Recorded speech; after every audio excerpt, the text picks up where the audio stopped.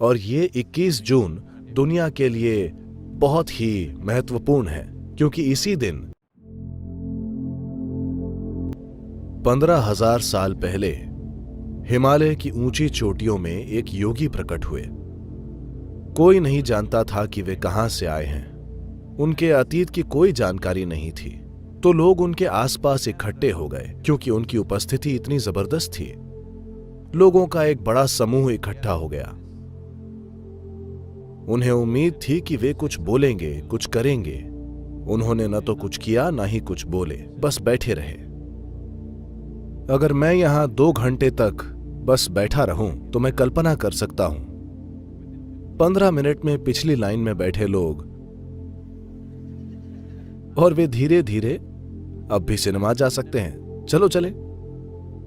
अगर मैं 2 घंटे तक कुछ न बोलूं तो 90% लोग चले जाएंगे। अगर मैं 6 घंटे तक कुछ न बोलूं तो बस कुछ बहुत मजबूत लोग ही टिके रहेंगे, बाकी सब चले जाएंगे। यही उनके साथ हुआ। उन्होंने न तो कुछ किया, न ही कुछ बोले, बस बैठे रहे।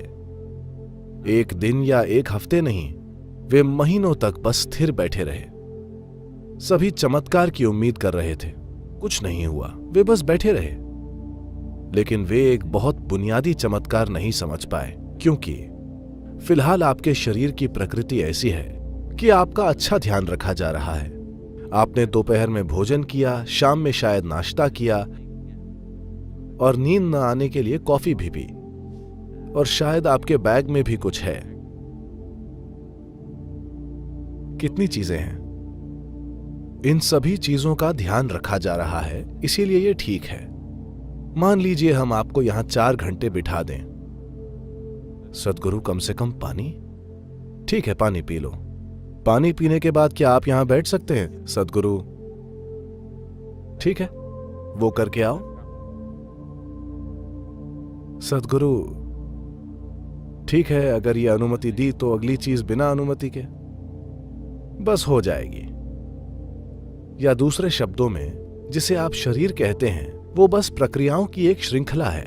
जब आप उनका ध्यान रखते हैं, सिर्फ तभी ये ठीक रहता है। अगर आप ध्यान न रखें तो आप देखेंगे ये क्या मुसीबत है।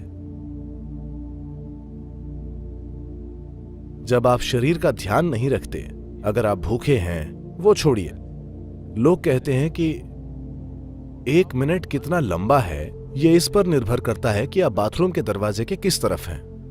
अंदर से कोई कहता है बस 1 मिनट, बाहर वो एक युग की तरह लगता है। ठीक है, क्योंकि शरीर की प्रकृति है। अगर आप इसका ध्यान न रखें तो यह बहुत बड़ी मजबूरी बन जाएगी और बहुत परेशान करेगी। पर वे बस बैठे रहे। उन्होंने न तो कुछ खाया, न पिया, न ही शौच गए, बस स्थिर बैठे रहे। लोगों को यह भी समझ नहीं आ रहा था कि वे जिंदा हैं या मर गए। उनके जीवित होने का एक ही लक्षण था कि रुक रुक कर उनके गालों पर परमानंद के आंसू बह रहे थे, वरना वे बिना हिले डुले बैठे रहे। तो बस 7 लोग रुके रहे। उन्हें उनके इस तरह बैठने का चमत्कार समझ आया, क्योंकि अगर वे इस तरह बैठे हैं तो इसका मतलब यह है कि वो भौतिकता से परे हैं, वरना वे ऐसे बैठ ही नहीं सकते। ये 7 लोग रुके रहे, और आज हम उन 7 को सप्तऋषियों के नाम से जानते हैं। ये आदियोगी के पहले शिष्य थे। तो ये आदियोगी बस बैठे रहे, और जब इन 7 ने रुचि दिखाई तब उन्होंने कहा, ये आपके लिए नहीं है, ये कोई मनोरंजन नहीं है। वे बोले, नहीं, हम कुछ भी करने को तैयार हैं। उन्होंने उन लोगों को कुछ शुरुआती तैयारी कराई। वे कई सालों तक तैयारी करते रहे। फिर एक दिन जब सूरज की गति बदल रही थी, अभी अभी हमने ग्रीष्म संक्रांति से शरद संक्रांति में प्रवेश किया है, 22 दिसंबर को। ये फिर से 21 जून को होगा, और ये 21 जून दुनिया के लिए बहुत ही महत्वपूर्ण है, क्योंकि इसी दिन आदियोगी ने दक्षिण की ओर मुड़कर शिक्षा देनी शुरू की थी। क्योंकि सूरज दक्षिण की ओर मुड़ गया तो वे भी दक्षिण की ओर मुड़ गए और इंसान होने का यंत्र विज्ञान समझाने लगे। इसी दिन को सौभाग्य से संयुक्त राष्ट्र ने विश्व योग दिवस घोषित किया है, क्योंकि इसी दिन योग की शुरुआत हुई थी।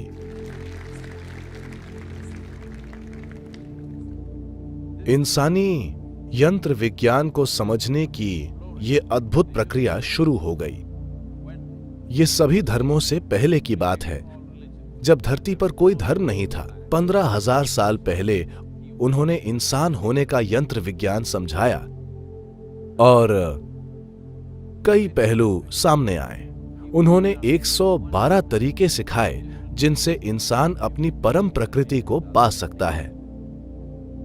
और जब लोगों ने पूछा, विशेष रूप से उनकी पत्नी पार्वती ने पूछा कि सिर्फ 112 क्यों और क्यों नहीं, वे बोले, अगर आप शरीर में हैं तो सिर्फ 112 तरीके हैं। अगर आप शरीर से परे हैं तो इस सृष्टि में जितने परमाणु हैं उतने मार्ग हैं, अगर आप खोज करना चाहते हैं तो। लेकिन अगर आप शरीर में हैं तो सिर्फ 112 तरीके हैं। और पूरा योग विज्ञान आज भी यही मानता है, क्योंकि कोई भी नए तरीके नहीं ढूंढ पाया है। कितने ही योगियों ने लाखों अलग अलग तरीकों से खोज की है, लेकिन और कोई मार्ग नहीं है। इस शरीर में 112 तरीके ही हैं जिनसे आप वहां पहुंच सकते हैं। तो इसे कैसे तैयार करें, इससे अपनी इच्छा के अनुसार कैसे काम करवाएं? तो ये पूरा तंत्र विज्ञान आदि योगी ने कई सालों तक सिखाया और उन्होंने ये व्यापक ज्ञान दुनिया को दिया। और फिर इन 7 लोगों को 7 अलग अलग दिशाओं में जाने को कहा।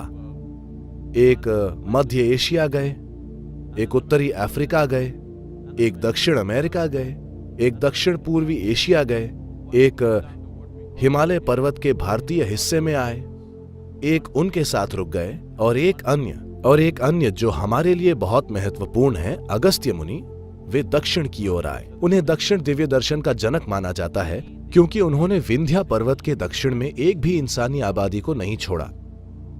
दक्कन पठार में उन्होंने सुनिश्चित किया कि हर वो इंसान जो यहाँ रहता है वो आध्यात्मिक प्रक्रिया के बारे में कुछ न कुछ जाने। योग शब्द का अर्थ है जुड़ना। जुड़ने का मतलब है, आज यह एक वैज्ञानिक तथ्य है कि यह सारी सृष्टि सिर्फ एक ऊर्जा है जो कई सारे तरीकों से प्रकट हो रही है। तो शारीरिक आसनों को इसलिए लाया गया क्योंकि शायद आप में से कई लोगों की उम्र इस बात के लिए काफी कम है। क्या आपको याद है एंटेना? आप टीवी देख रहे हैं और अचानक से आपका टीवी बुप बुप बुप बुप, फिर कोई ऊपर छत पर जाता था और एंटेना की दिशा ठीक करता था। ऐसे नहीं, धीरे से इस तरह से उसे फिर से सही जगह पर ले आता था और एक बार फिर से पूरा विश्व आपके कमरे में आ जाता था, है ना? बस अगर आप उसे सही जगह पर ले आए तो ऐसा हो जाता है। यह भी ठीक वैसा ही है।